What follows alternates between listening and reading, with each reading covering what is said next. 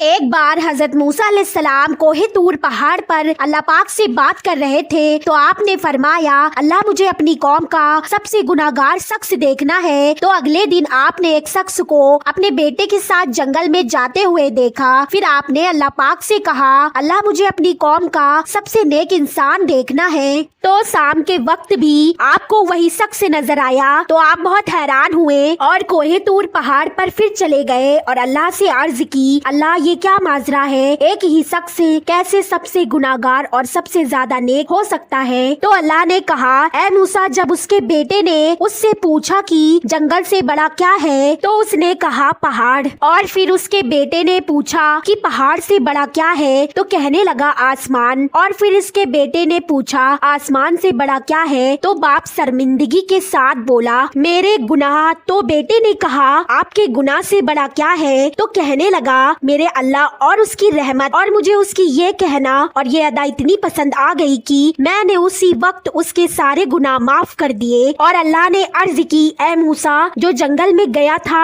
وہ تمہاری قوم کا سب سے گناہگار شخص تھا، اور جو جنگل سے واپس آیا وہی شخص سب سے زیادہ نیک تمہاری قوم کا ہے۔ سبحان اللہ، اللہ کو ایسے لوگ بہت پسند ہے جن کو اپنے گناہ پر شرمندگی اور پچھتاوا ہو اور اللہ کی رحمت سے امید ہو۔